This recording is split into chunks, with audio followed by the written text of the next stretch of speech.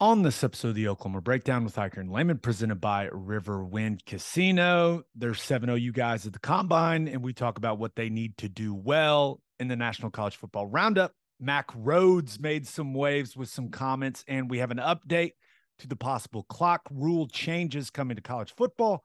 And we finish up with our winners and losers of the week. Please download and subscribe to the podcast, rate it 5 stars, and write us a good review. Follow the show on Twitter, Instagram, Facebook, and YouTube. Just search Oklahoma Breakdown on any of those, and you'll find us. All right. Our man Michael Hosty will kick this thing off. It's time for the Oklahoma Breakdown. It's a beautiful Wednesday, March 1st, and you're listening to the Oklahoma Breakdown with Ikard and Lehman, presented by Riverwind Casino. Riverwind is Oklahoma City's premier casino experience, and there are so many reasons why Riverwind is consistently voted OKC's #1 casino, but it all starts with their amazing variety of gaming thrills and excitement. Riverwind's beautiful award-winning environment plays host to more than 2,800 of the latest electronic games with a huge selection of table games, including blackjack, blackjack match roulette, and Teddy's favorite, craps. No matter what your game, Riverwind has it in spades and hearts. And to learn more about their gaming promotions and entertainment options in the month of March, all you have to do is visit riverwind.com. Riverwind Casino, simply the best. Now we're recording this Wednesday morning. Please leave us a 5-star review and a nice comment. Ted, it's March, man. My goodness, time flies. It's trucking on, isn't it? We're rolling right along. We got spring football coming up here at the end of March, but yeah, spring break is close. It's wild. It is wild, and we can still hold out hope that Porter Moser's guys make a nice run in the Big 12 tournament. Huh? Come on. Positivity, right? Come on. Yeah, we got the W over ISU. We'll see if they can move forward. Like the Big 12 tournament's going to be their last hope. We know that Jenny Baranchek's squad is going to be in the women's tournament, so at least we'll have something to root for, right? Yeah. We got Diamond Sports kicking up as well, right? Softball just reclaimed the #1 spot. Not from every voter, but from most of the voters. Yeah. All right, let's get into the OU football stuff. And I wouldn't say very rarely, but rarely do we dive into things that kind of set OU Twitter ablaze. But this one was so very stupid that I felt we needed to talk about it. It's one of the dumbest takes I've ever seen on Twitter in the sports world. And I do not know Peter Bukowski at all, right? He's the guy that covers the Green Bay Packers. I don't know him. He may be fantastic at what he does, but he had one of the worst takes I've ever seen. And if you haven't seen this, make sure you're sitting down. If you're driving right now, you may want to pull over, because this man, Peter Bukowski, said, quote, Adrian Peterson was an incredible collegiate player and became an incredible NFL player.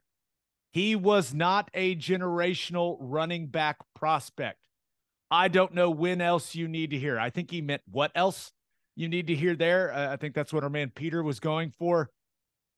Adrian Peterson, not a general running back prospect coming out of high school, Ted. That's one of the dumbest things I've ever seen. I think whenever the word gets thrown around a lot, like a generational prospect at quarterback or at running back or at defensive line, I think maybe it gets thrown around a little bit too much. But Adrian Peterson is like the definition of what a generational prospect is. Like, he's one of a handful of guys that is a generational prospect that could have skipped college altogether and gone directly to the NFL and been absolutely fine. Like, that is the definition of a generational prospect. The craziest thing about this is, and I guess I didn't research it, but it feels like this is like such an unneeded take. It's like walking a mile out of the way of where you were going to kick a hornet's nest, right? For no reason. I do not understand it. and there's some context around it, but when it comes down to it, the man said Adrian Peterson was not a generational running back prospect. That's insane because it seems like everyone and their dog agreed when he was coming out of the state of Texas that he was like the most incredible running back anyone had ever seen at the high school level. I remember his highlight tape. It was like the most jaw-dropping thing you had ever seen. Like it almost felt like it needed one of those parental warnings on it. Yeah. Like, oh my, like that is violent and gross. Everything about it was unbelievable. Yeah, well, what's funny is that I haven't seen his high school one, but I imagine it looks about the exact same as college one and about the exact same as his NFL one, right? I mean, Yeah. it's just that's what that type of prospect is. It really doesn't matter what the playing field is; it looks the same. Well, one of the things, it's like, okay, well, maybe he's got a point. Maybe he struggled his freshman year. Well, clearly all OU fans remember Adrian Peterson's freshman year. Just a casual 1,925 yards rushing, 15 touchdowns. He walked out of high school onto the field. And remember, the Big 12 was, and obviously, you had just gotten done at OU. Like the Big 12 was arguably the best conference in college football at that point in time. Put a team in the championship 3 straight years, 03, 04, and 05, and Texas won it in 05. So, yeah. And he walked into that conference and did that. And what if he didn't have, well, he probably could have won the Heisman Trophy. Maybe should have. Probably should have. If he as a true freshman. Jason White split votes a bit. I mean, this is truly one of the dumbest sports takes I've ever seen. And now one of the points that Bukowski was trying to make was that I guess Reggie Bush had gotten drafted higher. What was that, the year before? And that Darren McFadden had gotten drafted higher than Adrian Peterson the year after. But who cares? I mean, what? I just has nothing. That has zero to do with it. If you're basing your take off of where someone got drafted, it's null and void. It doesn't even register. You like draft position, especially at running back. It's not the highest value of spots. Now it was valued higher then, but you just never know how the draft falls.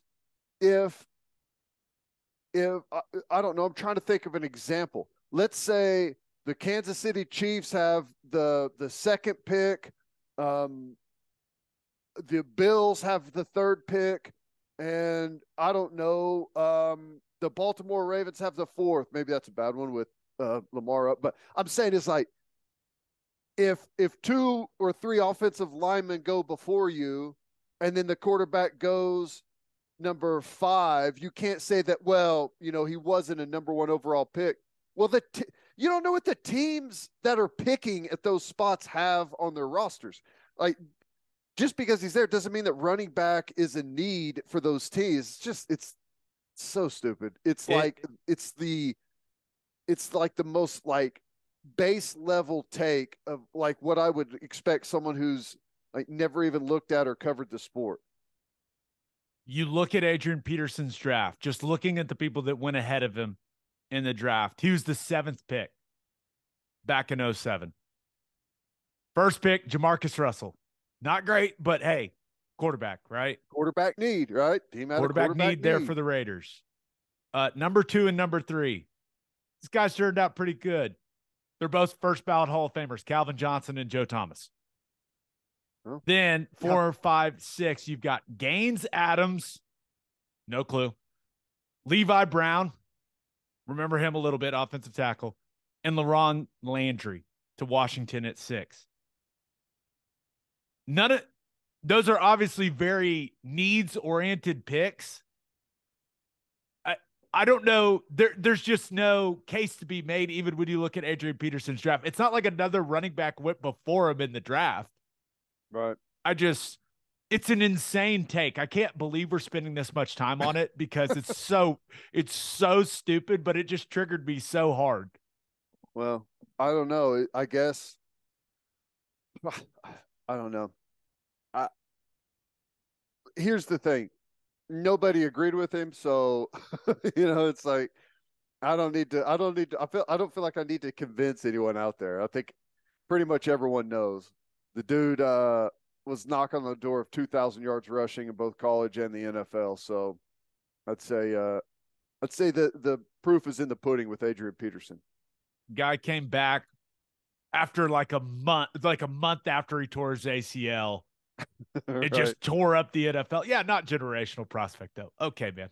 If you want to go tell Peter Bukowski he's an idiot, I highly suggest doing it. And the quote tweets on that, quality reading material if you haven't gone through those. Okay, let's move on to the OU coaches clinic. And there's a couple things to talk about here. And it's going to be April 13th and 14th. Ted, did you see who the keynote speakers are going to be? I did. I did. So, for those of you that haven't listened to our recap episode after the Cotton Bowl a few years ago when OU dismantled Florida, I cannot recommend it enough. Some would say Teddy went all the way in on Dan Mullen for his comments after the game, and would you look at that? April 13th, keynote speaker at the OU Coaches Clinic, the one, the only Dan Mullen. Now, I have all the respect in the world for Brent Venables. I know you have all the respect in the world for Brent Venables. We have all the respect in the world for everyone on that staff, right? Because we know what the time, the effort, the energy that goes into coaching college football. But should we register and heckle the absolute hell out of Dan Mullen the whole time? We're not coaches, but I guarantee you we can still register. We should. I'm guessing he's speaking offense and not media relations. Is that what he's doing? Or I will say this. Dan Mullen does have a tremendous reputation when it comes to drawing up offense. Now, yes, he has clearly gotten better with the media because he does a pretty nice job on ESPN. He's been better than I thought he was going to be, for sure. I think he's gotten a lot more comfortable, and a guy that's has that coaching experience, like he can bring some serious perspective and knowledge to discussions when it comes to college football. But it is kind of funny that he's one of the keynote speakers. I immediately thought of you, and I was like, oh my God, Teddy, that would be so fun. Oh, that's great. Question in the back. What the hell was that press conference after the Cotton Bowl? Okay. Oh my gosh. Hey, I still think that the way he handled that press conference is about as amateurish as I've seen from a college football coach. I will say this. Give the guy credit for saying what he thinks, I guess is, it's one way to handle it, but yeah, I don't know. As soon as I saw that, all I could do was laugh. Pretty funny. Yeah. Now, while that one certainly caught my attention, the keynote speaker on April 14th is the one that caught a lot of OU fans' attention. Jim Leonard was was at Wisconsin for forever. He's Mr. Wisconsin, right? New staff comes in. It seems like Jim Leonard was going to be retained as the defensive coordinator there by Luke Fickell. Something went awry. Sounded, just from some of the things we've heard, Jim Leonard not particularly happy with maybe some things that were promised to him that ended up not happening. And now all of a sudden, he's the keynote speaker at an OU coaches clinic. A lot of OU fans out there that wouldn't mind seeing Jim Leonard take over as the defensive coordinator at Oklahoma. This is interesting. Now, maybe BV and Jim Leonard just have an awesome relationship. I don't know. I assume that all great defensive coordinators just know each other. But yeah, that one I was reading, I was like, oh, really? Okay. I Am I making too much of this? I know I am. I know I am. I guess you never know. Um, I've got a couple of takes on this. Number one, um, I was told by a close friend of Jim Leonard's that he was so mad at Wisconsin that he is not going to coach until they pay him all of the money that they owe him. Number one. Uh, Number two, while I think Jim Leonard is an excellent defensive coordinator, and you can look at all the stats and everything that he's done at Wisconsin, I don't think he wants to be the defensive coordinator for Brent Venables. Like that is a not that Venables can't, be hands off and step back, but that would be new for Venables to step back and be hands off. Like I think he not only do I think he's is as good as it comes whenever it comes to putting together defense, but I I think that's what makes him special. I think that is what he loves to do, and that's what keeps him engaged in the job. So I I guess you can't ever rule anything out, but I don't think it's a spot that I would see Jim Leonard taking. I'm not sure a sideline can handle that much intensity. Right. Yeah. I just and I, Now I would pay good money to watch those two men just scream at each other. If something was going poorly defensively, that would be must see entertainment for me. But yeah, I don't think Jim Leonard is going to be on the OU staff anytime soon. I do think that having him in there and like Brent Venables being able to collaborate with him, because you got to assume that's going to happen, right? Sure. You're going to Yep. get these two guys in a room. They're going to talk defense, right? It's And I'm sure they're going to be there for a couple of days, like for practice and, just getting a view of things a little bit behind the scenes as well. So, yeah, I think, it's obviously a great opportunity to pick these guys' brain. Yeah, and I don't think it hurts at all to let one of the most talented defensive coordinators who's run one of the most successful defenses in college football for quite some time. I don't think it hurts to let him take a look, Yep. right? Give his opinion, comment on things you're doing, comment on your personnel. I think that's valuable. And Yeah. I think the same thing for Dan Mullen in offense. Like I know that I know a lot of OU fans probably still haven't gotten over the Cotton Bowl situation, but he knows offense, right? I mean, he knows offense. He's had a lot of successful offenses throughout his coaching tenure. So I think the same thing could be said about the offensive staff and letting Dan Mullen take a look. But I would you should call Venables and be like, hey, when you and Leonard meet, I want in. I just I need all of the meatheads in one room together. I just want to be near that whenever it goes down so I can I don't know. Could anyone even keep pace with that conversation? That would be something. But it's cool. I think it's awesome that they're coming in, and I know that he's had several like former coaches, guys come through and take a look at the program. Like he's always inviting people in to peer in with an unbiased eye and give some feedback as to what they think of the operation. Yep. It's important.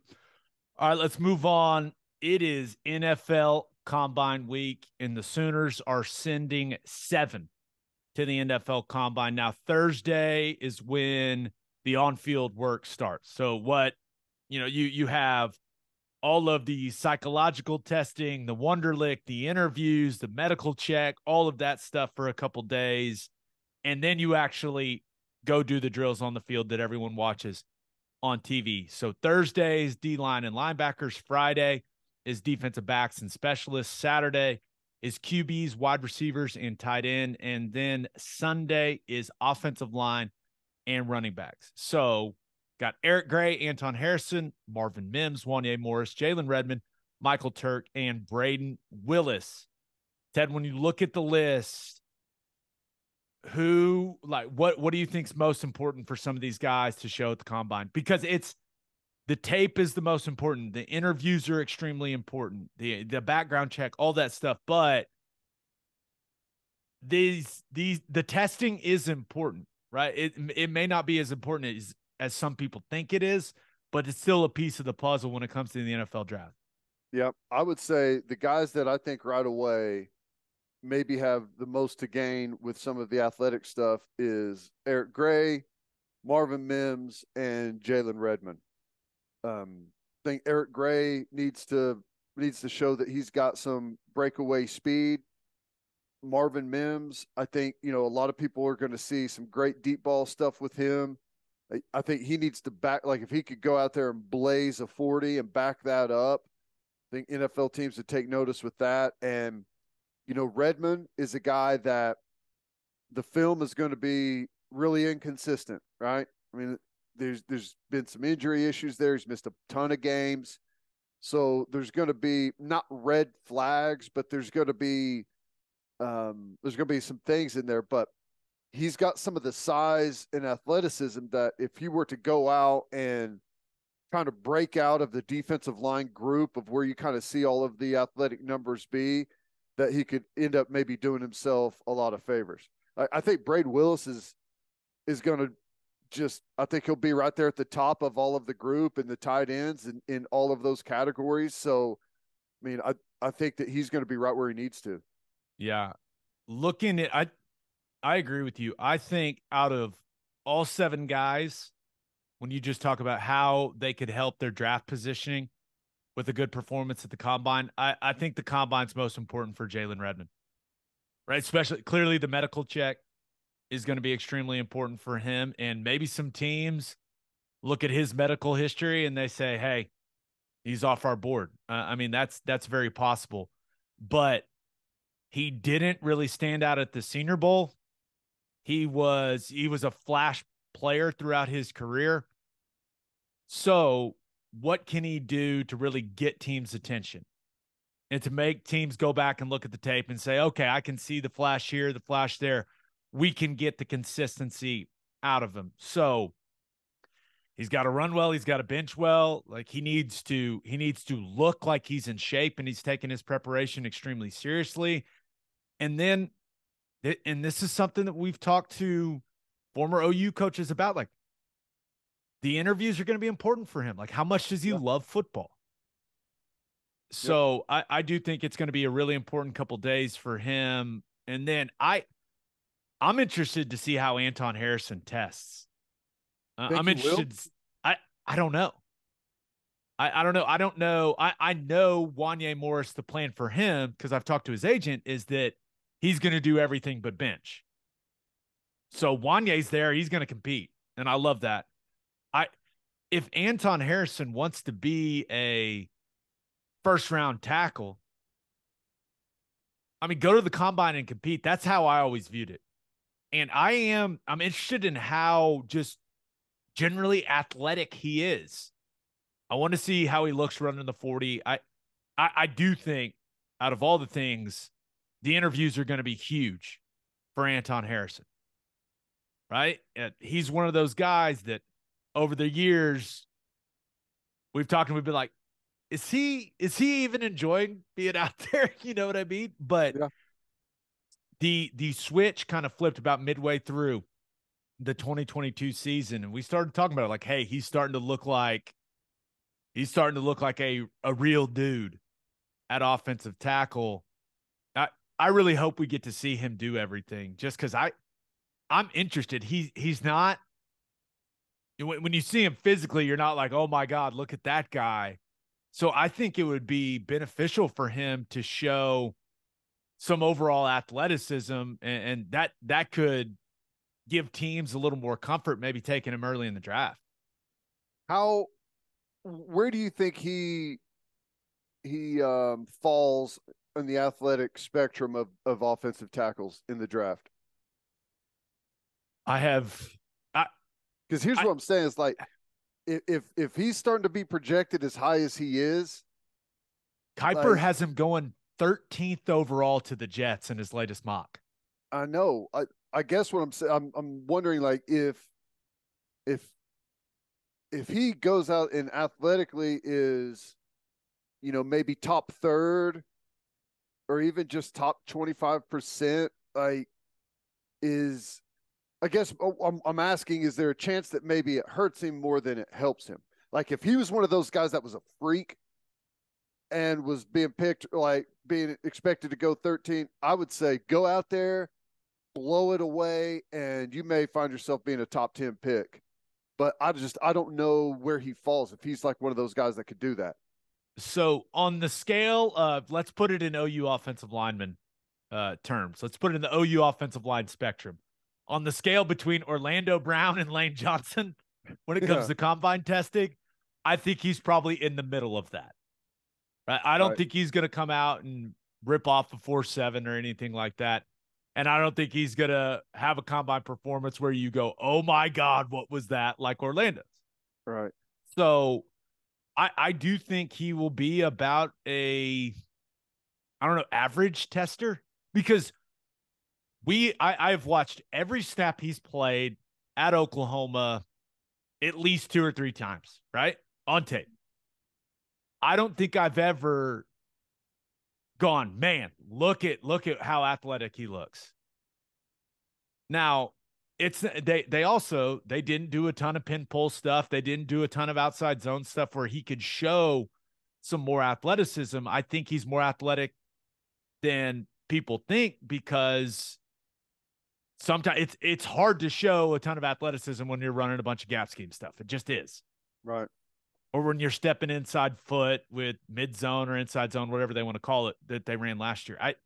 It's just difficult, but I don't think he's a guy that, I mean, I'd be surprised if all of a sudden we look up and it's like, hey, 4.75 for Anton Harrison. Right. Yeah. He's not a great body guy, but you're also, he's had a long time to train for this. And you never know. Maybe he is that type of athlete and we just don't know. Yeah. Well, I don't know. I think he's in a really good spot one way or the other. Maybe, handpick a couple of things that you're good at and leave the things that maybe you may struggle with a little bit on the side, or, hold off and do it all at your pro day where you're comfortable. He's in one of those lucky spots where he's got the ability to kind of pick and choose what exactly it is he wants to do, where 99% of the guys, they don't have a choice. They got to go out there and do what they can to show their best. But is he in that spot? Because, and I know that the mock drafts are an inexact science, but I mean, Kiper's got him going 13th overall in his latest. And like every other one, whether it's Daniel Jeremiah or Todd McShay, like he's not in the first round mock. So that's where he's in. Yeah. I don't really know what spot Anton Harrison is in, if that makes sense. Like I always have thought, like, if you're on the fence, man, go compete. Right? Don't be scared to go compete. But clearly he's going to be getting advice from his agent and from people. I don't know what we're going to see from him, but I really hope he tests, because I want to watch it. Yeah. Well, I agree. I would say, like, if you belong, you feel like you belong, and you're really one of the best players at your position, go show it. Like, once you put it out there, there's really no denying it. If you can go, like, if the film says what it says and you go out there and back it up with really, really solid numbers across the board, if you feel very confident that you could do that, you're healthy, everything feels good, your testing is gone well, your training has gone well, go do it. I'm with you. And, you look at Wanya Morris, right? He's got all the physical measurables, right? And I think it was good. He came to the Senior Bowl. He was lighter than he had been. I think that he'll come in right around that 315, 320 mark for the combine, which is good. I think the interviews are huge for him. right? You had the whole Tennessee situation. He missed some games at Oklahoma. Like, teams are going to want to know what the hell all that was about, right? And he's another one of those guys like, hey, how seriously are you going to take this? And he is a guy I think that, and I think Anton's the same way. I think Anton and Wanye both have the chance to be way better pro players than they were college players because they don't have to deal with all the other stuff, right? It's just ball. Yeah. So I think that I can see Wanye being one of those guys who kind of looks like he's running slow in the 40, but then the time pops up and you're like, whoa, okay. That's because he's got those long strides. Yeah. It could be it. I don't know, but if he wants to be a, early round guy, got to have a good combine. He did some really good things at the Senior Bowl, but I tend to think like the interview process and all the psychological evaluation, all that stuff's going to be really huge for Wanye. Yeah, no, I think so too. Yeah, I'm excited for both those guys. I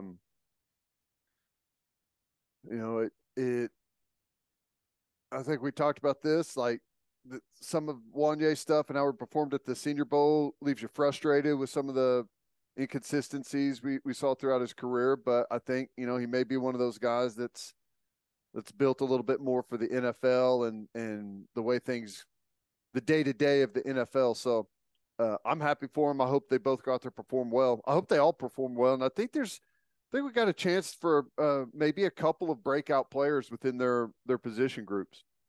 Yeah, I think Eric Gregg could be one of those guys. Yeah. I mean, he came away from the Senior Bowl impressing a lot of people. And top end speed, straight line speed, whatever you want to call it, is overrated for the running back position. But it does feel like his 40 time could be the difference between him being an early day 3 guy and a day 2 guy. Right? Because you watch the tape, the elusiveness is there. I mean, you see it, right? And he worked on his power, his lower body a ton. Like the power is there, the elusiveness is there, but the NFL, they want fast people, right? Yep. They want fast people, especially if he's not your starting running back. That means he's going to be a special teams guy. Yeah. So, and special teams coaches do not like slow people, Ted. You are very aware of that. Yeah. Here's the thing. I mean, the bottom line is like the question always comes up, like, how does the 40 actually translate to football? Who cares? It doesn't matter.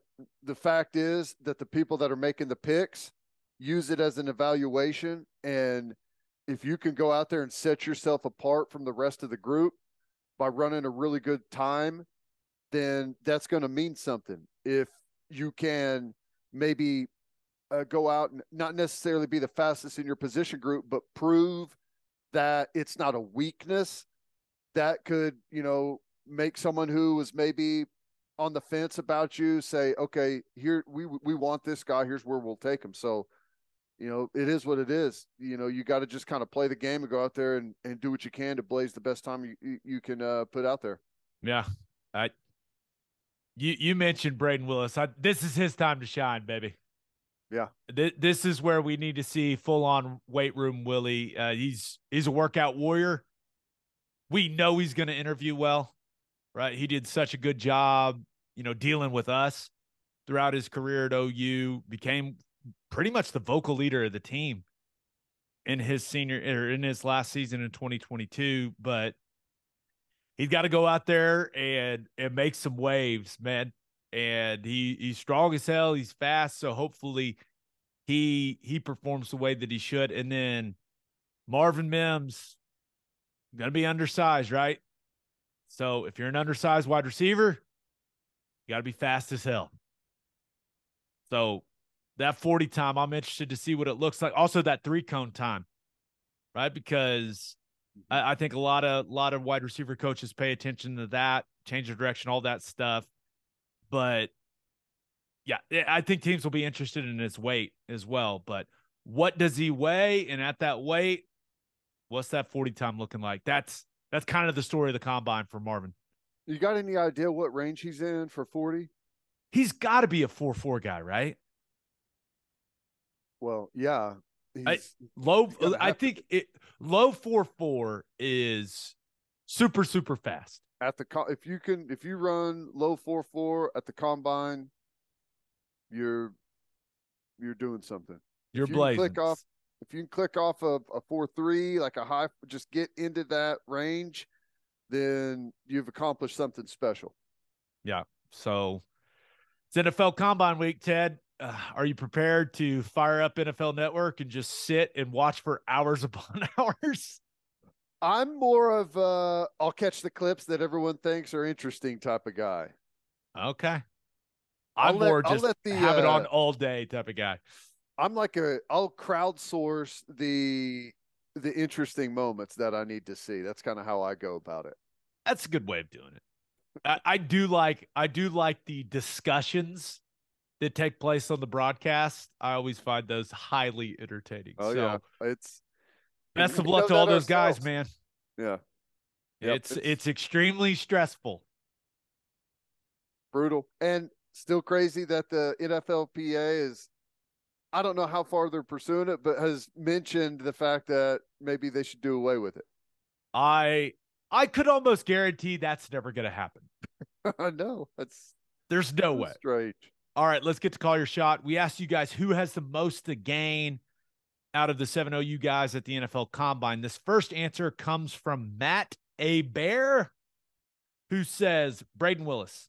His tape has shown his motor, effort, and versatility. Now teams will get an up-close look at his physical abilities. He'll also shine in any team interview he gets. Great opportunities here to catch the attention of a lot of teams. I think Matt sums it up pretty damn well right there, Ted. Well, you know, there's some guys on here that have, like, Anton Harrison has an incredible ceiling. Wanye Morris has an incredible ceiling, but if you want a guy that what you see is what you get every single day, you know the level of play you're going to be, a guy that's versatile, that can play special teams, that can play multiple spots on offense. Like, I don't know that there's like this type of player is so incredibly valuable to a football team.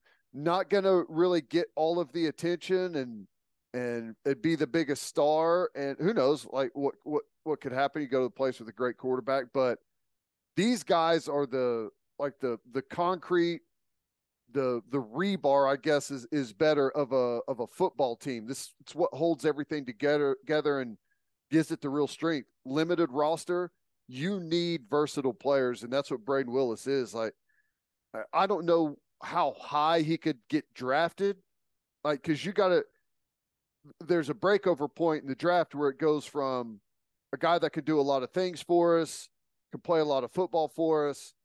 Like, there's a breakover point where it's got to be about high end production. And like, I don't know really where that ceiling is for him draft wise, but I know it's going to reinforce what everyone has said about him, and to get in front of all those people, interview, show that he's a excellent athlete. It's hard to argue with that. Yeah. This other one comes from Stephen Ferguson. He says, Marvin Mims. I haven't seen him on anyone's top 10 wide receivers list. It was a mistake to leave early. He's going to have to shine. Whoa. Now, I'm going to take Steven's word for it that he's been looking at a bunch of big boards and all that stuff, and he hasn't seen Mims in the top 10 on anyone's. I find that kind of hard to believe, but could very much be true.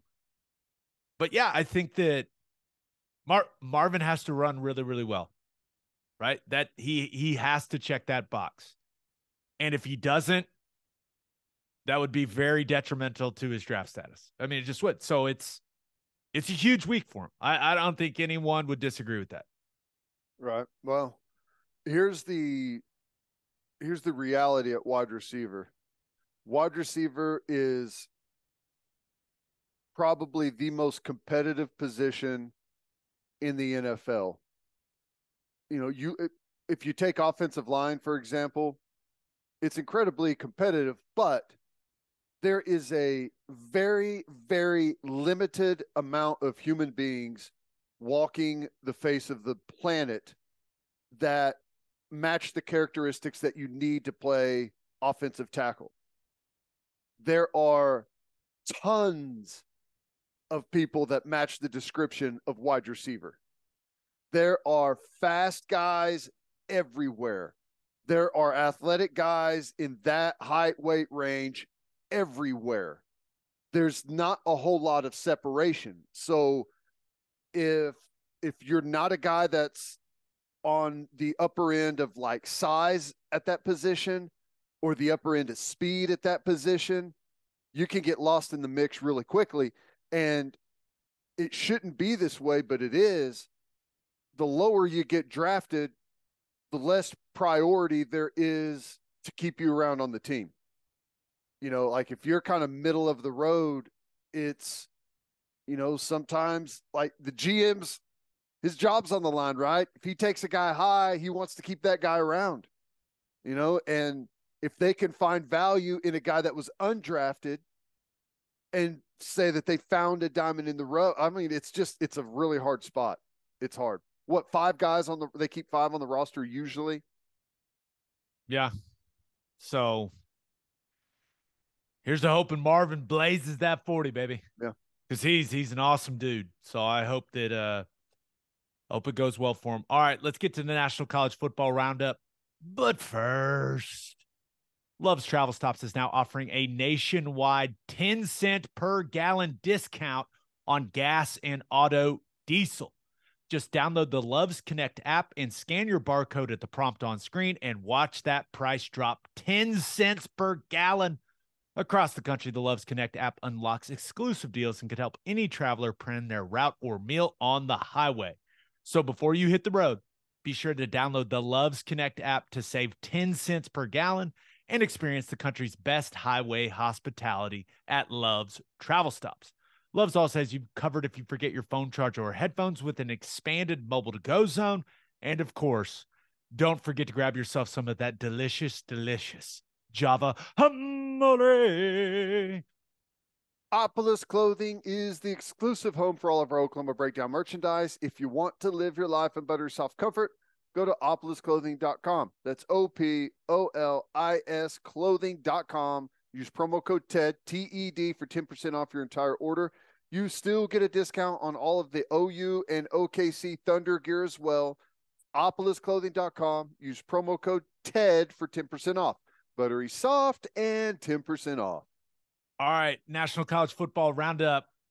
Realignment never sleeps, Dad. It just keeps on coming and keeps on coming. And last episode, we talked about the Pac-12's issues when it comes to their inability to get a media rights deal done. Well, Baylor Athletic Director Mack Rhoades made some comments to our buddy David Smoke this week that, let's say, made some waves. Here are a couple of Mack Rhoades' quotes. "I am not rooting for the demise of any particular conference, but I'm also looking out for what is best for Baylor, and what is best for Baylor is a really strong Big 12, and that secures its future, but not over just the next 6 years, but beyond." He also added, "There is a short gain, but also a long gain for this. It is dependent on what happens among the Pac-12. There may be movement if whatever media deal they are able to strike is not satisfactory. We have to be prepared for that, and I think that we are if that is what happens." Ooh, an athletic director speaking on record about the possible demise of the Pac-12, Ted. This is juicy, baby. I love it. Yeah. We have to be prepared for that, and I think we are if that was to happen. They got a plan, man. You said it straight up. They already know, right? I feel like everyone already knows. Like I don't know what exactly is going to happen, but you've heard Oregon and Washington. What's going on there? These comments, what we've heard Yormark say, I feel like everyone already knows what's going to happen. They're just waiting for that moment for the first little crack to show, and then it's boom. And I think it's going to happen fast. Like we've said, It feels like everything needs and everyone wants it all to be in place before the 2024 season with the expanded playoff. It's how it feels. And to me, because Mack Rhoades also added this about they asked him about how he would feel about a media rights deal where the primary partner was a streaming service. And he said, it would be disappointing, to be quite frank. Where I go first is the brand of the conference, which means impact on recruiting. I feel like every single one of these statements that Mack Rhoades is putting out there, it almost feels like a message to whatever Pac-12 schools that they want. It's like, hey, remember, we're here for you if that media rights deal isn't good enough. Remember how the streaming stuff could affect your recruiting. Like, it just feels like very pointed messaging to, and I'm not sure what schools it is. Maybe it's the four corner schools, right? The Arizona schools, Utah. I don't know. But it feels like Mack Rhoades is having conversations with Brett Yormark and the other leaders in the Big 12 conference. And then he's putting that messaging out there for every Pac-12 administrator and leader, like for all of them to see. I mean, it's not a coincidence, man, right? It can't be a coincidence. Nope. There's no doubt. And dude, I agree. Even if it's Apple or if it's Amazon, which I'm not like Amazon's not been mentioned, but they're starting to get into the streaming sports deal. Amazon is now in the fold. They have been, a lot of people think it may end up, the Pac-12's media rights deal may be some combination of Amazon and ESPN. That's kind of the latest update. They may pay a lot of money for it because they've got money to blow, but that you do not want to be on streaming. Just think about the difference in ratings. How many people across the country get up on Saturday morning and turn it to ESPN to see what game is on? Everyone knows when their team's game is, but they don't necessarily know where all the other games are.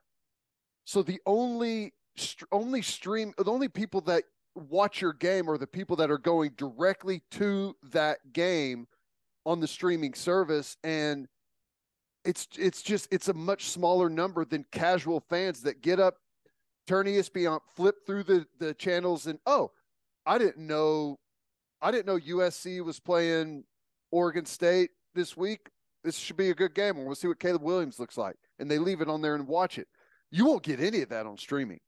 Or maybe you'll get less of that on streaming than you would otherwise. You certainly get less, especially, right. You're talking about the streaming services that aren't associated with Fox or ESPN. Right. Right. And some people have cut the cord and they watch that through apps and all that stuff. But I wake up, I turn on ESPN to watch College Game Day. And sometimes, I'll flip over to Big Noon Kickoff. If you're the game coming on after those and it's a good game, I'm just going to leave it on that channel. How many people watch 3 games at the same time by flipping back and forth by who has the ball and what the score is? And it's everybody does. Yeah. You just can't really compete with that. Streaming it's such a pain. Like even on streaming, and maybe everyone doesn't have this problem. Streaming seems to be a larger problem for me than it is everyone else. It's even more difficult just to rewind something really quick. Like, oh my God, did you see that hit? It's like, there's this panic about losing your place. And then will it ever catch back up? It's just, I don't know. I like streaming for a lot of things. Live sports is not one of them. I was the comment Mack Rhoades had about recruiting really stood out to me. And just imagine, Oregon and Washington are the big brands out there in the Pac-12 now that USC and UCLA are gone, right? They're the two that everyone says, okay, are they going to the Big Ten? Are they staying? Will the Pac-12 give them, an unequal distribution to stay? But I'm just imagining Dan Lanning, and I know that Oregon's got their NIL stuff up and running, and they're doing a great job with all that. I get that. But just imagine Dan Lanning trying to get a top prospect from like Louisiana or Florida or Texas, even, right? Oregon's a long way from those states. So you sit in those parents' living rooms and you go, hey, come to Oregon. We got this, and this. And then the parents go, well, aren't most of your games on Apple TV Plus? Do we get a free login to watch our son? Like, is that something you provide, or do I have to like sign up? Or like, just imagine that conversation and having to navigate that if you're one of these coaching staffs. It sounds like an absolute nightmare. It makes it feel, for lack of a better term, like amateurish almost. Yeah. Like, wait, your main media partner is not linear cable? Yeah. I And maybe the Pac-12 ends up landing a deal that is better than we all think it's going to be, right? Maybe ESPN changes their mind and gives them something. I don't see that happening, but it will have a large effect on their recruiting, because this just in, kids want to have people watching them play. And Yep. if you don't have a big deal with Fox or ESPN right now in the college football space, not many people are going to watch you play. And that could include your parents if you can't afford making all those trips, right? So that's, I mean, the recruiting part of it is, it's really interesting. And it makes me think that some of these brands in the Pac-12 that take this stuff really seriously, like Oregon, are probably looking at all this going, we need to get the hell out of here. Well, imagine trying to negotiate a deal for a group of people where you know that a portion of the group of people don't want to be there, right? Washington and Oregon, specifically Oregon, we know that Phil Knight was actively trying to get Oregon out, right? So there is no unity. Not only is there no unity, but everyone in the country is saying right now about the Pac-12's done. It's gonna fracture. It's over.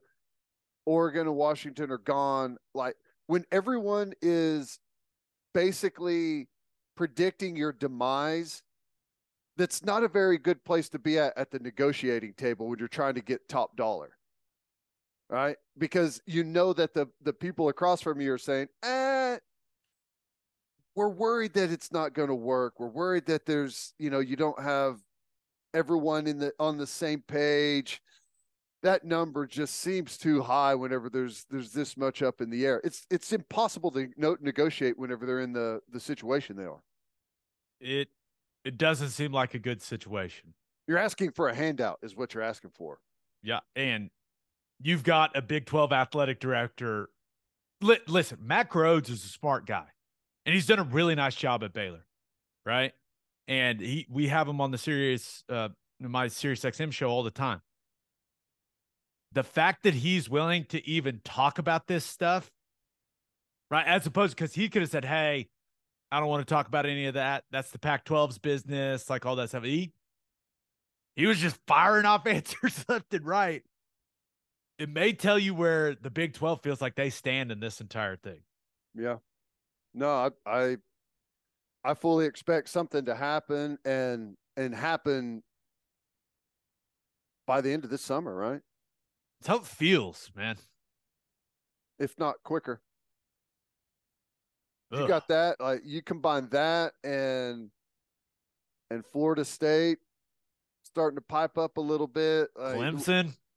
It could be an interesting 6 months we have ahead of us. Yeah. Realignment never sleeps. But you know the nice thing about this? Unless something changes drastically, we don't have to worry about this anymore.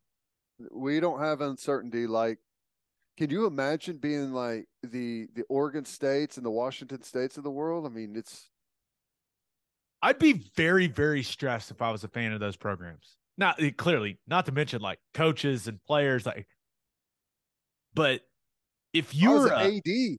I mean, where are you going?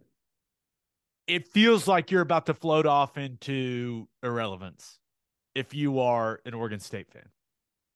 Yeah. That's how it feels right now. And that cannot be a good feeling. Meanwhile, we're making the move next year to the most stable, secure situation possible. And that's one thing I was thinking about when I was reading some of Mack Rhoades' quotes and thinking about the Pac-12 situation and what those players and coaches and administrators and fans are dealing with.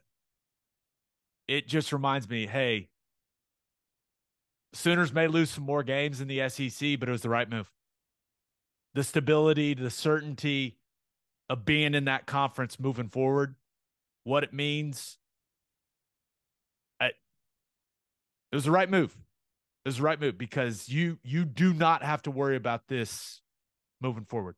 Yeah. It's tough. I don't know what their conference payout is right now, their distribution, but the Mountain West, I don't know what other options that they're going to have. I don't know. Like I doubt the Big Ten, like USC, UCLA, Oregon, and Washington. That's a pretty damn good group of four to be adding to your conference. All right. It's essentially all of the eyeballs of the Pac-12. I mean, when you're talking about large fan bases and teams that have a bit of history and that rate well on television, I don't know how willing they're going to be to take the scraps with it. And I hate to say that, I think Washington State, Oregon State actually turned into pretty good teams here recently, but they don't rate. They don't have eyeballs. They don't have big fan bases. And I don't know how willing they're into the charity of bringing these schools along just because. Yep. Gonna be an interesting few months, man. I know. But we're going to the SEC. We don't care about everything else. Come on. It'll be interesting for them for the next few we're months. good. We're good. Okay, one more thing I wanted to cover. So a few episodes ago, we talked about possible clock rule changes coming to college football. And Ted, it looks like these are going to happen this season. So the NCAA football secretary, rules editor, and officials coordinator. What a damn title. Talked to Heather Dinich and revealed the rules committee and competition committee for college football are meeting jointly this week in Indianapolis. And they're discussing 3 possible rule changes that could be implemented this season. So we're talking 2023. These may happen. So the 3 are the clock running after a first down, except for inside the final 2 minutes of a half.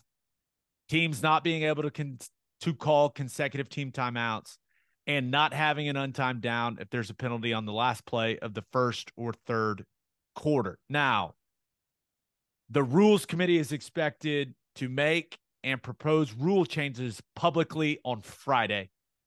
And then the playing rules oversight panel, all of these titles are just obscene. Like, there's just too much going on. But the playing rules oversight panel will then have to approve them in April. So Ted, with how quickly this has come together, it feels like this is happening, right? Yeah, I think it's going to happen. It doesn't seem like there's going to be much doubt, especially whenever they tag it with we're doing this for player safety, which I don't think they really are doing it for player safety, but it's an interesting way to label it to get everyone to be on board. Oh, you don't like player safety? You want it to be more dangerous for the players? You want them to play more plays? What's wrong with you? You want them to have more the new word, the buzzword is exposures. Right. Throw that out there. You throw the word exposures out there and it makes it feel like you really care about the kids. Yeah.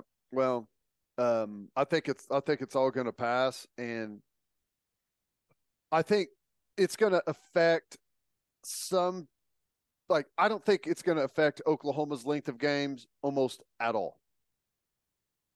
Other teams that operate at a slower pace, it will affect the length of those games. Like Oklahoma, for the most part, when we get a first down, guess what? We're snapping the damn ball right away. You know, other teams get a first down, regroup, change some personnel, huddle up, figure out what it is exactly we're going to do, get back out there. Okay, some time has actually elapsed between the end of the last play and this one. For us, like the first down, the clock doesn't really matter. That's an opportunity for us to hit the gas and go. Yeah, I think the biggest effect it'll have, there'll be a few less plays a game. The biggest effect it'll have will be on that official that has to spot the ball and then run backwards while winding the clock. He doesn't have to do that anymore. Good for him.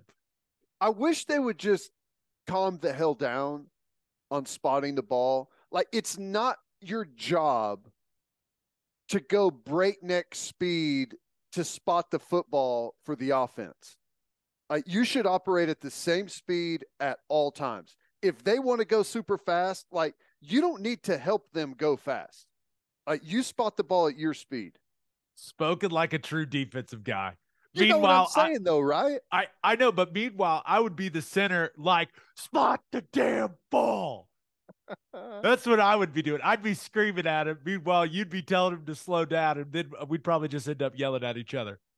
I'm the guy that used to stand in front of the defense to call the huddle and accidentally back into the football and knock it off the clock. Did I move it? That's my. Sorry, that's my I didn't bad. know you guys said it there. I'm the guy that puts my hand on the ball and then moves it a full yard forward. But these rule changes, it's gonna be a trial and error type situation, right? What type of real impact are these rules going to have on game length, on play counts, and some of the quotes from Heather Dinich's article? This is not something that where these get changed and then that's that. Like, they're going to continue to reevaluate how these affect the game as a whole. So I think it's going to be a good change personally. And I really think the only rule that's going to have much of an effect on games is the one where clock's running after a first down, except for the last 2 minutes of the half. And I love the fact that they kept the clock stopping in the last 2 minutes, because it creates more excitement at the end of games. And that's why I think the NFL should do it too. I think it would create more excitement. It's very similar to how I think about college basketball. You should be able to call timeout and advance the ball in the last minute of the game. Like, it would create more exciting situations. So I'm all for it. Not to get off on a tangent, but the rule changes that women's basketball made in college has helped their game out tremendously. And they adopted I think they can advance, right? On timeout. All I know is that it makes no sense that the men still play halves. It's so stupid. No, it's crazy. But hey, some of it I get, like with college football, instead of just flat out adopting the NFL rule, like I know you and I are kind of on board with that. There is, like, the uniqueness of the clock stopping and being able to, like, you're in a game longer in college than you are in the NFL. And I think that's what people want, right? They want more chance for more drama at the end of a game. Yeah. If you don't have timeouts late in a college game, even with this new rule change, you still got a chance. Mm-hmm. It's really hard, unless you have Patrick Mahomes. Right. It's really hard to put the drive together you need without timeouts in the last minute of the game in the NFL. It just is. Yeah. But I am curious as to how the rule change with the clock running after first downs, how it's going to change how teams play. Because I could see teams going two complete opposite philosophies. I could see teams trying to go super hyper tempo to rack up the play count, right? And then I could see teams going, you know what? Let's control this whole damn game. Let's run the rock. Let's bleed the clock. and let's win games 14-7 For the ones that can, yeah. for the ones that can do it. Yeah. Yep. So I feel like Kansas State is going to just be. Thank God we're not going to have to play them anymore moving forward. Thing of beauty. Thing of beauty. I still say proposal must huddle outside of 2, or I would even give it 4 minutes, outside of 4 minutes left in a half. I would not mind that at all. It lets you say a lot more on the broadcast, and we need more of that in our lives. Come on, man. Right. I need the analysis. All right, let's finish up with our winners and losers of the week. But first, Bishop McGuinness Catholic High School represents a tradition of educational excellence in Oklahoma City. Grounded in a faith-based education, students prepare to meet their potential with an individualized academic path that strives for success. Bishop McGuinness offers a college prep curriculum that includes 22 AP courses, participation in OSSAA athletics, where they've won over 100 state championships, and numerous clubs and organizations for students to join and grow. If you want to provide the best possible educational and spiritual development for your children, contact Bishop McGuinness Catholic High School or visit bmchs.org. Financial aid is available. And attention, business owners, you need Insurica in your life. Insurica is one of the country's largest insurance brokers with 30 offices throughout Oklahoma, Texas, in the Southwest. Insurica is able to customize programs by accessing the latest information from many insurance carriers.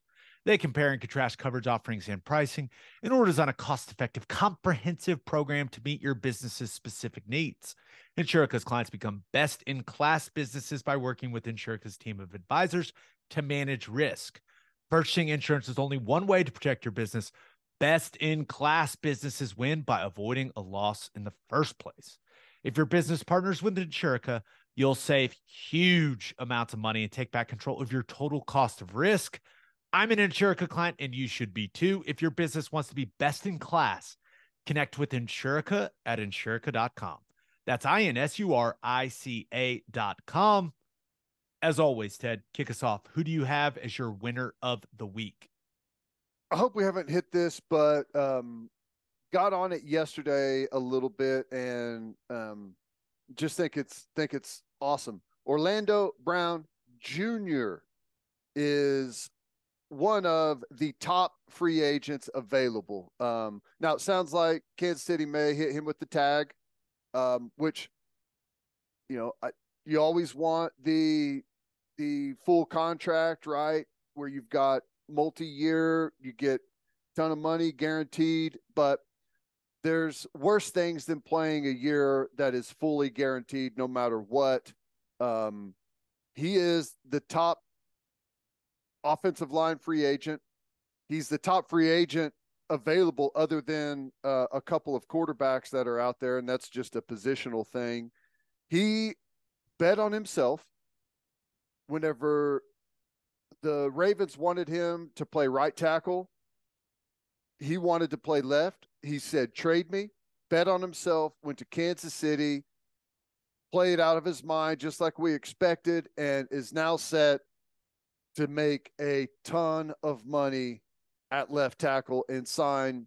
It's a good time to be signing a long-term contract if he's able to negotiate that and avoid the tag. But even the tag, I got to imagine, is going to be somewhere probably north of $20 million for a fully guaranteed for 1 year, right? Yeah, I would assume that he's going to be just fine. Here, I got it right here. Offensive line looking like 18.2. That'll work. Do they not do it by left tackle? They do it by offensive line? Just the position, yeah. Mm-hmm. So what is the average of the top 5 at the position? Something like that. Yeah, I think so. Yeah. So you would imagine that Brett Veach and the Chiefs want to get a deal done. I don't know why they wouldn't. Young tackle like him. I mean, yeah. Now, not the most athletic guy in the world, right? But made a bunch of Pro Bowls. I think that from the conversations that I've had with OB about it, really liked it in Kansas City. You certainly want to make Patrick Mahomes happy. Mm-hmm. I mean, that's definitely something you're looking to do. So I would assume they can get a deal done. I would assume that Orlando wants a big guaranteed number, right? And the thing about him is he's been extremely durable, Mm-hmm. right? He's not a guy that misses games. Like he's been on the field playing all the snaps. So while he's not the most like he's not Trent Williams, right? Mm-hmm. But he's been damn good, man. You're right. He's about to get paid. I'll tell you what's crazy. Paid. You go to that Spotrac or whatever that website is, and it's got his calculated market value. It's a 5-year, $112 million contract. So that's pretty daggum good. Average yearly of 22.4. I would assume that Orlando is I would assume his representation is pushing for him to be the highest paid tackle in the NFL, right? That's their job. Mm-hmm. Hey man, I perform, get me paid. But yeah, I would expect him coming in somewhere between 21 around the 21 mark per year. Mm-hmm. But then again, hey, the cap keeps going up. So Keeps going maybe up. maybe he resets the market. That's possible. Not to say that you're necessarily better than this guy, but we live in a different world than when that guy signed his contract. It is what it is, man. I would assume that's what Orlando's representation is saying. Or maybe he's negotiating his own contract. Who knows? You never know these days. Yep. But I got a feeling they're going to tag him and then work something out. Right? Yeah. You want to give him that comfort. You want to give Mahomes that comfort as well. But good for Orlando. Once something happens, we'll get him back on the podcast. I'll bug him. I'll say, hey, you got to come on and talk about it. Yep. Good for him. It's a good place to be in. Correct. All right. Who do you have as your loser of the week? Oh man. This is not one that I like doing. The investigation around the crash there after the national championship celebration with Georgia has yielded some interesting results. Arrest warrants issued for Jalen Carter, who I guess was interviewed after the accident at some time and misled police as to what exactly went on. Apparently, he was in another car, and the car that had the 4 people, they were racing, or at least, both were driving and following one another at an extreme high rate of speed, weaving in and out of traffic, passing other vehicles, driving on the wrong side of the road.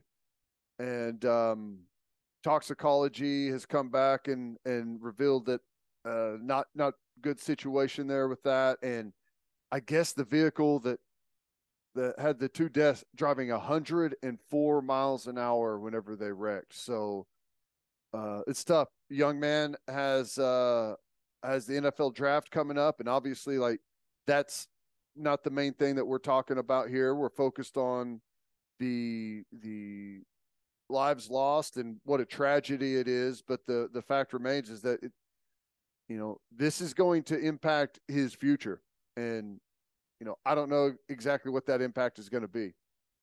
I'm not a lawyer, but when you talk about reckless driving and arrest warrants being issued, I know that's not good.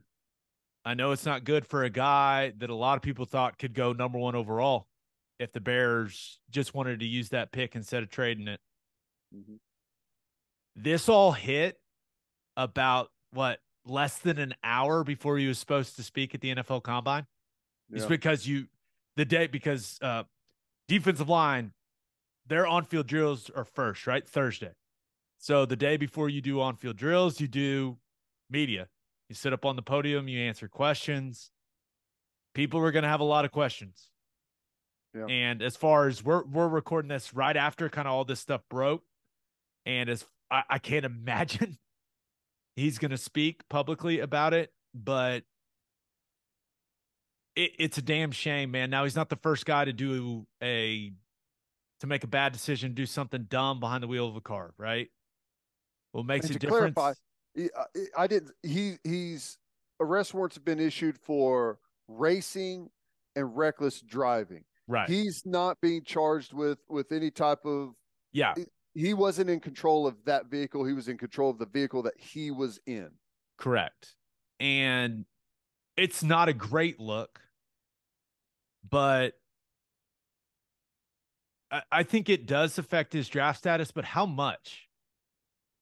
And that may sound bad, but we've seen throughout the years guys that have done really, really dumb things get drafted high. Mm-hmm. And this is tragic because people lost their lives as a result of this situation. But time and time again, and it sounds bad, but time and time again, we've seen guys that have done stupid things, some guys that have done horrible things, get chance after chance after chance in the National Football League because it comes down to what you can produce on the field. Yeah. And Jalen Carter is, without a doubt, one of the most talented players in this draft. So will it take him out of the top 5? I don't know. If it makes him slide a little bit, it's going to cost him a ton of money, right? Because if you get picked 3rd versus getting picked 8th, that's millions and millions and millions of dollars. The guy already has to live with the fact that 2 people died with whatever they were doing, racing, messing around, whatever it was. You got to live with that for the rest of his life. One of the guys was his teammate. So he's got to carry that with him, and there may end up being some severe financial consequences as a result of this when it comes to his draft position. And then I don't even know what the legal piece is. Yeah. I assume he doesn't have to serve any time or anything like that. It'll be a plea with, I don't know, community service and a fine or something. I don't know. I'm just guessing. It could be a lengthy suspended license. Yeah. It's the NFL has had some issues with this type of incident in the recent past. So, I mean, like with that on some people's minds also, like maybe it's a bigger hit to his draft position than we may think. I don't know. All I know is he's going to have to rehab his image a bit. A big deal was made about something Todd McShay had in his evaluation of Jalen Carter. There were some character issues, and there were a lot of people saying character issues. What are you talking about? What are you talking about? Clearly, McShay knew something was coming. Yeah. And now everyone's going, oh, okay, but on what was supposed to be one of the more exciting 2-day stretches of his life, it's got to feel like the world's caving in for Jalen Carter right now. Yep. It's tough. But I don't know. We'll see how it unfolds for him and see how that process plays out. Just was interesting to see that kind of hit the news today. Wasn't on my radar at all. I mean, I'm sure some people down in Georgia knew, and there was obviously some other people had some idea what was coming, but that was something that I didn't expect at all. Yep. No, it's a tough situation, man. We'll see how it ends up playing out, but yeah, not good. Not good. It's that entire situation now is just, it's even worse. It's even worse. All right. Let's get to my winner and loser. But first, John Vance Auto Group has been serving Oklahomans for 40 years. They're family owned and operated, and they've got 9 full service dealerships in Woodward, Miami, and Guthrie. No matter what vehicle needs are, John Vance Auto Group has you covered. They carry domestic brands such as Ford, Lincoln, Chevy, Buick, GMC, Chrysler, Dodge, Ram, Jeep, and Wagoneer. John Vance Auto Group's goal is to give unequaled service and to exceed customers' expectations in every way, which is why they have their lifetime loyalty program. And here's how it works. Buy a new or used car from them. All you have to do is get the manufacturer recommended maintenance done at the Vance dealership. And if something goes wrong with any of the components of your engine, transmission, drive, axle, or transfer unit, they will cover the repair costs. It's a great deal. You can browse their entire inventory or find the John Vance dealership near you at vanceautogroup.com. And First Fidelity Bank is a full-service financial institution based in Oklahoma with tailored solutions for all your personal and business needs. Checking accounts, saving accounts, home loans, and much more. They do it all. Whether it's online banking from your computer or mobile banking from your phone, everything is stress-free with FFB. Making mobile deposits, paying bills online, and moving money to different accounts could not be easier. People, make your life easier and go bank with First Fidelity Bank. Visit ffb.com for more information. All right, for my winner of the week, thought about going with Kansas basketball. Beat Texas Tech. Guarantees them a share of the Big 12 title. Can win it outright if they beat Texas this weekend. Bill Self has won 17 Big 12 titles in the last 19 seasons at Kansas. It's insane, man. It's so they're so good all the time. It's so annoying. But in what a lot of people consider almost year in, year out to be the best conference in basketball. Yeah. It's not just like they're big fish in a small pond. It's incredibly competitive. Yeah, especially over the last 10 years. Mm-hmm. They just did it again. Going to be a 1 seed again. Damn you, Bill Self. I also thought about going with one of our favorite guys, Ted. We love us some Will McDonald from Iowa State. And we've expressed our love for him on this podcast quite a few times. Mm-hmm. Turns out Mel Kiper loves him too. Mel Kiper just put out his latest mock draft. We talk about how he's got Anton Harrison going number 13 to the Jets. He's got Will McDonald going number 8 overall to the Atlanta Falcons. Whoa. Wow. Length, pass rushing ability, maybe 2 top 10 defensive linemen from the Big 12? Could it be? Whoa. Crazy. Yeah, no, but I've talked to some people. Keep your eye on Will McDonald's vert at the combine. Oh, really? Supposedly, and remember, this is a guy that is 6'5", 6'4", 6'5", insanely long arms, should be in the upper 240s when he weighs in. Rumor is 41, 42 inch vert. What I was told is anything under 40 would be a, quote, huge disappointment. Wow. That's crazy. I can't imagine what he looks like on a basketball court. Oh, my God. Sign me up. I bet some NBA teams would be curious to see how he looks on a basketball court. It's not the basketball vertical where you get the step, you get the running start. That's nuts, man. So we'll see.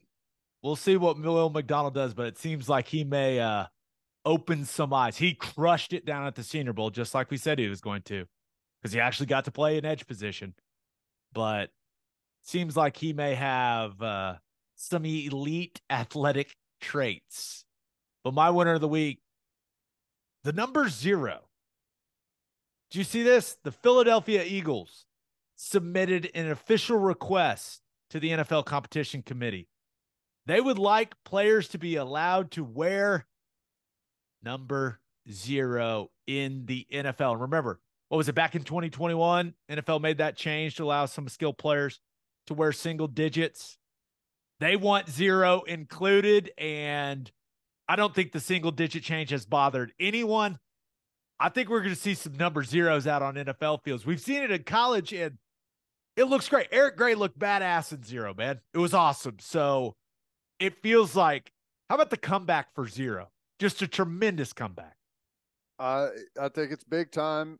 I think it's I think that the NFL's all of their rules on numbers are extremely outdated. I don't think you need them anymore at all. I think anyone should be able to wear whatever number they want at any time. Even the eligibility, like we know who's going to be eligible by where they line up. I mean, I guess if I don't know, I say the more the merrier. Let guys wear whatever they want, pretty much. Yeah. Best zero ever in sports, Russell Westbrook, Damian Lillard. I wouldn't even know where to go. I don't know very many zeros. So yeah, I guess. How about this? So I guess I was doing a little research on this. You used to be able to wear 0 and 00 in the NFL. Hall of Fame center, Jim Otto, legendary Raider. 00 for 14 years. Dude, a center wearing 00, that is badass. Hey, all of the practice dummies are finally getting their moment in the sun. 00, finally able to be rocked and represented on the actual playing field. Yeah, that's great. All right, let's get to my loser. Thought about going with the Oklahoma City Thunder. Went to the game that they lost to the Kings on Tuesday night. Lost 4 in a row. Harrison Barnes lit them up. No answer for Sabonis. Now, you're looking for the bright side. Jalen Williams is amazing, and he's going to be the absolute star in the NBA. Gideon Dort weren't as good as they needed to be in that game with SGA being out, but just need SGA to come back. They still got a legit chance at the play-in. I want them to make the play-in, Ted. LeBron's out with the foot, which doesn't seem good for the Lakers. Weeks, right? 2 weeks before at least. Zion, who knows what's going to happen with him and the Pelicans. I'll believe he's back when I see him on the court.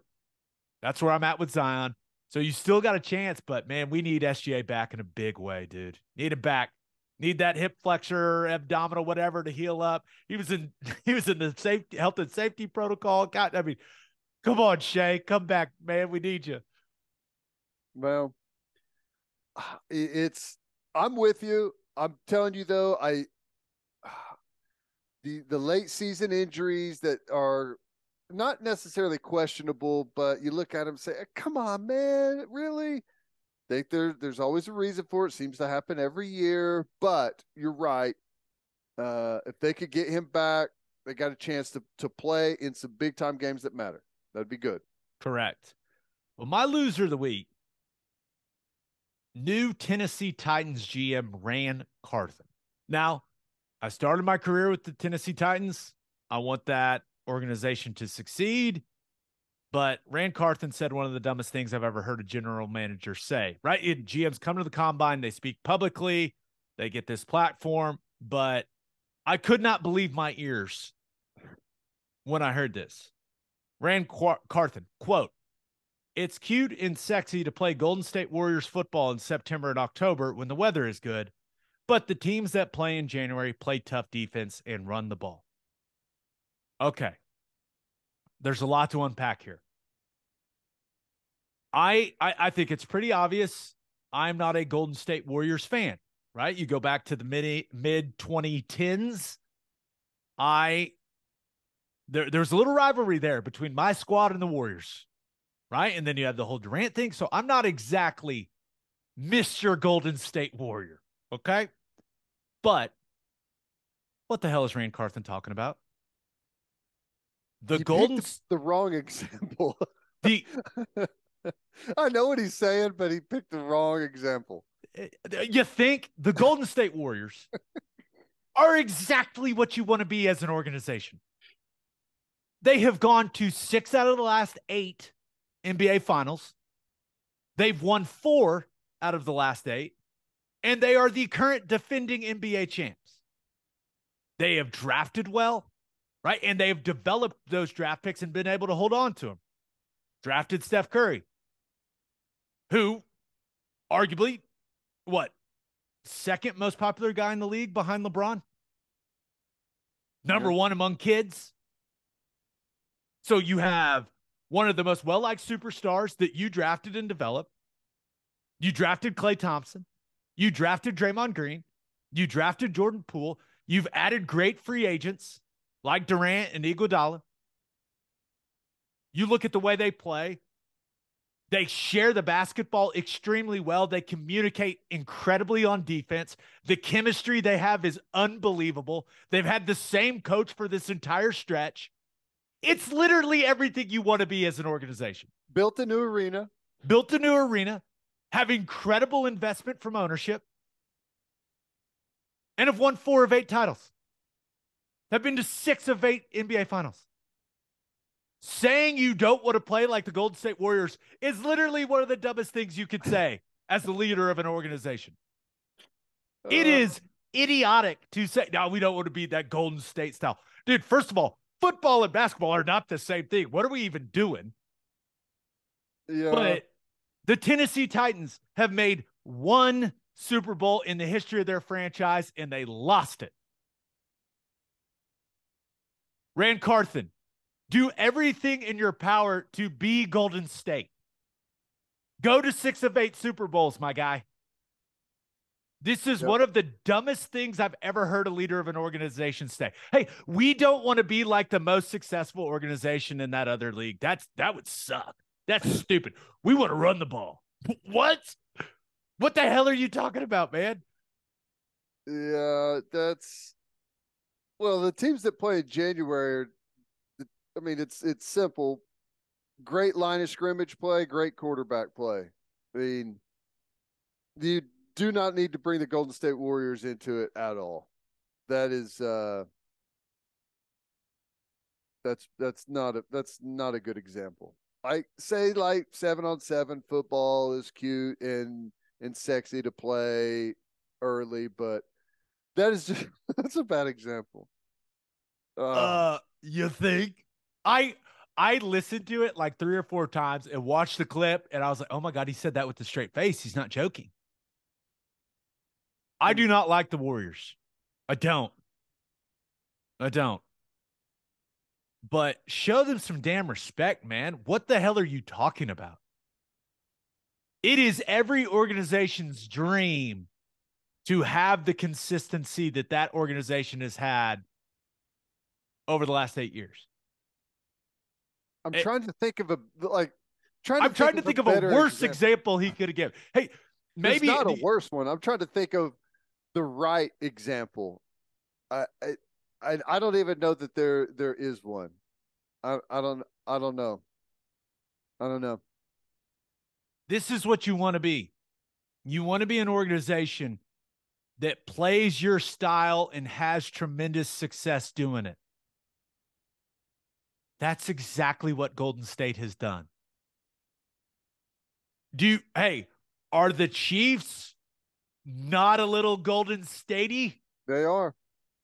They definitely are. That's why I was thinking it's line of scrimmage and quarterback play is the biggest thing. And they get in a damn circle and run around like ring around the rosy and then go run plays. Let's run the ball in January. Shut up, man. What?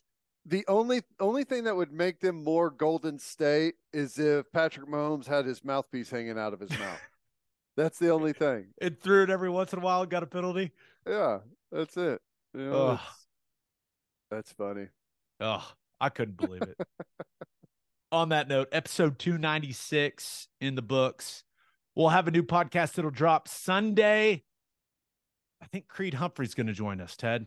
Sweet. Got to get on his schedule, but I think that got to get on his calendar. He's a busy man.